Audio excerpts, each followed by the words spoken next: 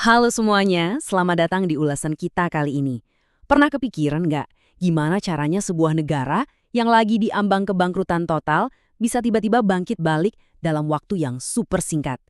Kita semua tahu betapa kelamnya krisis tahun 98, tapi yang bikin geleng-geleng kepala, sosok yang jadi kapten penyelamat ekonomi kita saat itu justru bukan pakar ekonomi lulusan Wall Street. Siap-siap ya, karena di analisis kali ini kita bakal bedah gimana pola pikir seorang insinyur penerbangan bisa menyelamatkan ekonomi Indonesia lewat reformasi perbankan yang nekat dan stabilisasi nilai tukar yang benar-benar di luar nalar. Coba kalian bayangin situasi ini. Di puncak krisis moneter 98, nilai rupiah kita hancur lebur. Sebelum krisis, $1 Amerika itu harganya cuma sekitar Rp2.400.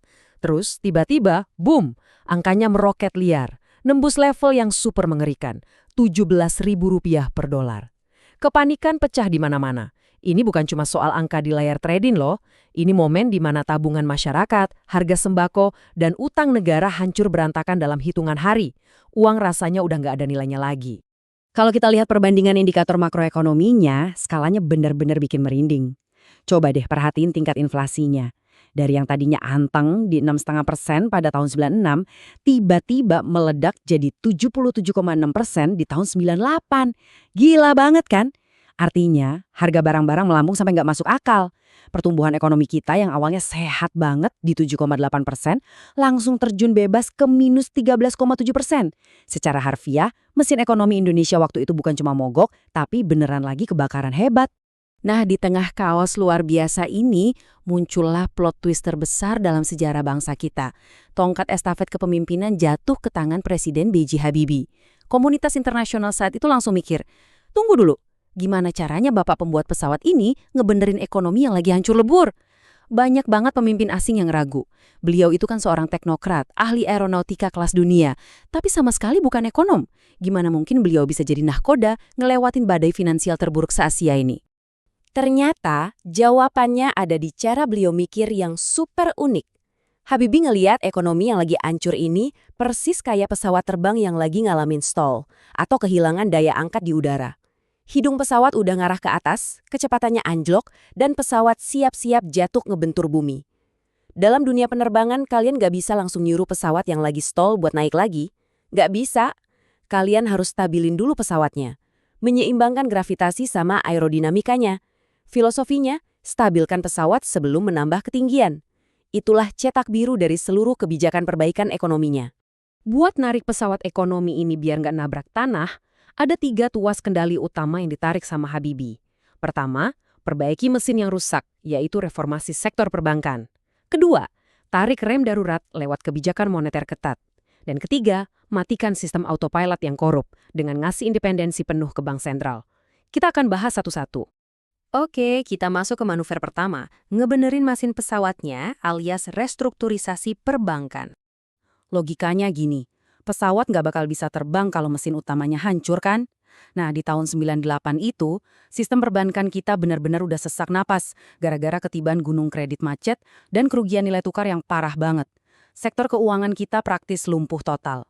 Buat nyapu bersih kekacauan ini, pemerintah ngaktifin Badan Penyihatan Perbankan Nasional atau BPPN.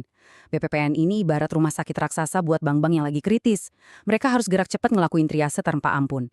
Milih mana bank yang masih bisa ditolong, mana yang harus digabung, dan mana yang pendarahannya udah kelewat parah sampai harus disuntik mati. Coba perhatiin catatan sejarah dari Bank Dunia ini. Ini tuh kayak tanda terima dari sebuah operasi amputasi besar-besaran. Di bulan Maret aja, ada 17 bank yang langsung dilikuidasi atau ditutup paksa sama pemerintah. Izin bank-bank kayak PT Bank Aken, PT Bank Papan Sejahtera, dan belasan lainnya langsung dicabut. Keputusan yang sangat brutal dan pasti sakit banget, tapi ini mutlak harus dilakuin buat nyegah infeksi penyakit perbankan ini nyebar dan ngebunuh seluruh sistem ekonomi nasional kita. Tapi Habibie nggak cuma nutup-nutupin bank aja. Dari puing-puing kehancuran itu, beliau ngebangun kekuatan baru. Ada 4 bank BUMN raksasa yang waktu itu lagi bermasalah berat. Bank Bumi Daya, Bank Dagang Negara, Bank Ekspor-Impor Indonesia, dan Bapindo. Alih-alih dibiarin mati pelan-pelan, pemerintah ngambil langkah nekat dengan ngelebur keempatnya jadi satu super bank, Bank Mandiri. Langkah jenius ini dilakuin buat nyiptain institusi keuangan yang jauh lebih sehat, efisien, dan siap bersaing di mata dunia. Mesin pesawat kita pelan-pelan mulai jalan lagi nih. Lanjut ke manuver kedua. Kita narik rem darurat lewat kebijakan moneter yang super ketat. Walaupun mesin udah mulai dibenerin, pesawat ini masih terus meluncur deras ke bawah gara-gara inflasi. Dan buat ngeremnya, kebijakan yang diambil benar-benar bikin shock. Kalian siap-siap kaget dengar angka ini, 70%. Ya, kalian nggak salah dengar. Sekitar bulan Juli sampai Agustus 98, suku bunga sertifikat Bank Indonesia atau SBI dinaikin gila-gilaan sampai 70%. Ini rem darurat ekstrim. Tujuannya simple, bikin orang-orang kembali rakus nyimpen rupiah. Kalau kalian ke bank dan ditawarin bunga deposito 70%, pasti mikir dua kali kan buat buang rupiah demi panik beli dolar? Dan luar biasanya, strategi nekat ini beneran ampuh. Suku bunga yang meroket itu berhasil nyedot kelebihan uang tunai yang lagi beredar liar di masyarakat. Uang ditarik balik masuk ke sistem perbankan. Hasilnya, monster hiperinflasi yang tadinya mengerikan di angka 77,6% sukses dicekik habis-habisan, sampai turun ke angka sekitar 2% aja.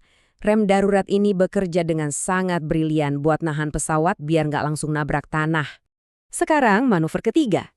Saatnya matiin sistem autopilot yang bermasalah lewat independensi bank sentral.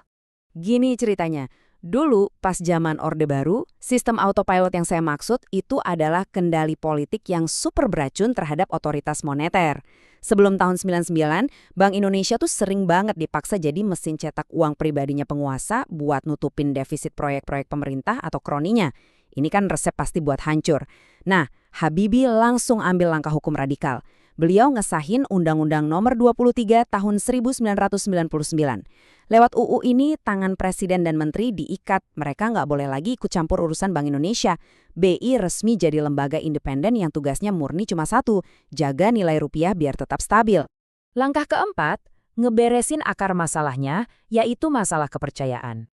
Sehebat apapun bongkar pasang mesin ekonomi yang kita lakuin, itu semua nggak akan ada artinya di mata investor global kalau kita masih punya satu PR besar, trust issue.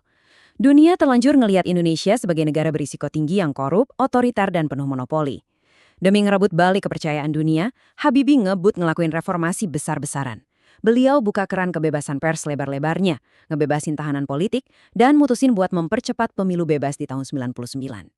Di sektor bisnis, monopoli kroni dibabat habis lewat UU anti-monopoli dan UU perlindungan konsumen.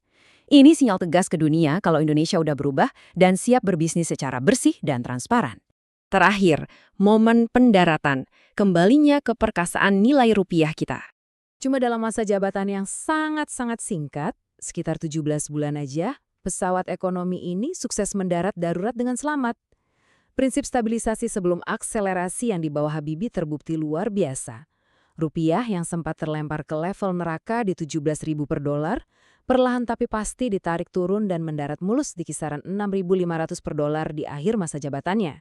Dan kabar baiknya nggak cuma itu, PDB kita pelan-pelan beranjak dari minus tajam jadi positif 0,79%. Resesi paling horor itu akhirnya berhasil dipatahkan. Transformasi besar ini adalah legasi sejati seorang B.J. Habibie. Beliau ngambil alih sebuah negara dari rezim otoriter yang uangnya lagi hancur tak bersisa, dan ngelepas jabatannya ninggalin sebuah negara yang mulai berjalan di atas rel demokrasi dengan rupiah yang kuat di 6.500. Fondasi yang beliau bangun cuma dalam 17 bulan itu, seperti Bank Mandiri, Undang-Undang Anti Monopoli, dan Bank Indonesia yang merdeka dari politik, adalah tameng yang nyelamatin kita dari hiperinflasi dan yang ngebikin ekonomi kita tetap tangguh sampai detik ini. Sekarang coba kita renungkan hal ini sama-sama. Kalau seandainya besok tiba-tiba ada krisis global yang supermasif ngehantam kita lagi, apakah perisai institusional, kayak independensi bank sentral dan struktur perbankan yang udah dirintis sama Habibie, bakal cukup tangguh buat nyelamatin rupiah kita sekali lagi?